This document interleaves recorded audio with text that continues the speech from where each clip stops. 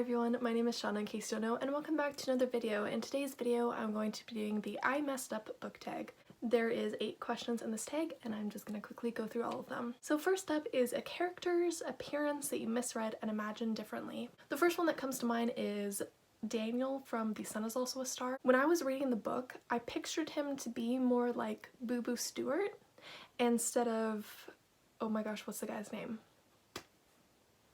Reggie from Riverdale, what's his name? Come on, brain, what's his name? What's his name? I don't know his name. Why can't I remember his name right now? But you know who I'm talking about? Like, The Sun Is Also a Star had, you know, the guy from Riverdale in it. But when I was reading the book, I pictured Boo Boo Stewart as Daniel and not Reggie from Riverdale. So yeah, I apparently read that appearance wrong. Next question is a character name that you've been pronouncing wrong. Okay, so recently I read and watched Twilight and I am obsessed, but when I was reading the book, the father, I was saying his name wrong. I was saying it Carlisle. Then I saw the movie and they were like, Carlisle. I was like, okay.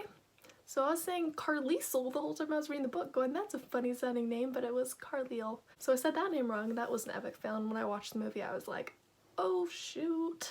The third question is an overused trope that is your guilty pleasure. For me, that is the chosen one trope. This appears all across literature. I'm sure I don't need to explain it that much, but anything where it's like, oh, there's like this prophecy where you're the chosen one, you're the one that's gonna save the world and that type of stuff. It's like my guilty pleasure. I love it. Harry Potter, Star Wars, like, I don't know, a ton of fantasy books. I just love it. Next up is a cliché character type that you like better on screen than reading about. What are cliché character types? I should look this up.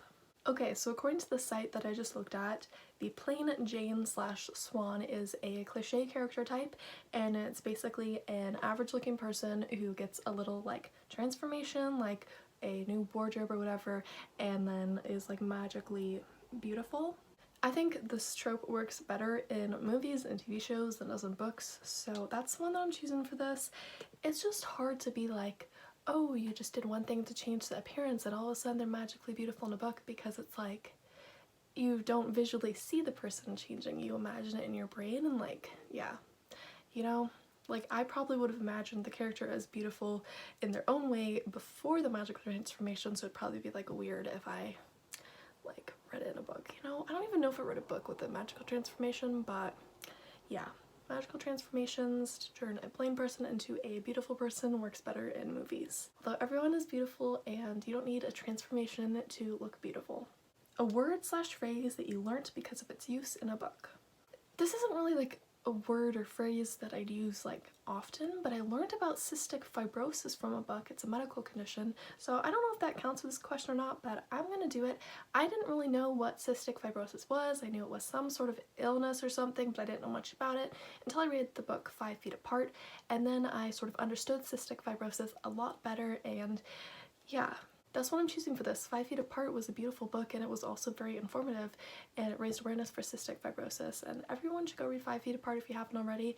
It is sad, but it isn't as sad as I thought it was going to be, so I feel like anyone can handle it and read it. Question number 6 is, have you ever not read or completed a required reading book for school? Nope. I read every single book that I have to read for school. Yes, it meant that I read every single word in the Odyssey, even though I didn't understand it, and even though it was one of the most insanely confusing and boring things I've ever read. But yeah, I just can't stand not doing my schoolwork, and it would bug me to just not read the book that I'm supposed to read for school. So yes.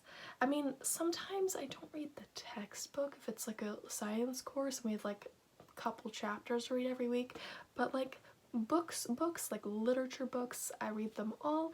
I make sure I read every word and that I absorb everything, and then I do extra research on top of that to make sure that I am understanding the book correctly. So yes, I have always completed a required reading for school. Have you ever, or wanted to, skipped a chapter from the point of view of a character that you weren't interested in?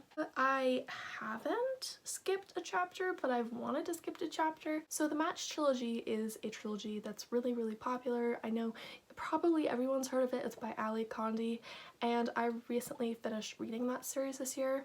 And especially in the third book, but a little bit in the second book too, I just stopped liking Kai. Like, there was nothing appealing about him to me, and I preferred, oh my gosh, what's his name?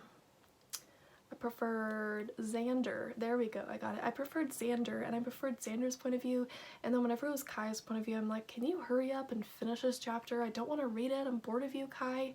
So yeah, there was times that I wanted to skip a chapter from Kai's point of view. Never did, but I did want to occasionally skip some of his chapters. The final question in this tag is, have you ever canceled social plans to read a book? No. I don't really have many social plans anyways, so wouldn't like cancel them to go read a book because I don't really have any friends in the area, so I only have social plans like, I don't know, 3 times a year or so, but not during COVID. So I would never cancel one of my few social plans to go read a book. I hope you really enjoyed this video. If you did, please make sure to give it a thumbs up and subscribe to me if you haven't already. All of my other social media will be linked down in the description below. Ooh, the lighting messed up my hand there. I recently started using TikTok again, so that will be down in the description below, although I suck at TikTok. And I recently got out of reading slump, so I've been more active on Goodreads recently. So hopefully you might go check out my Goodreads and look at my reviews. And yeah, that's all for today's video. I hope all of you are having a great week, and I will see all of you in my next video. Bye!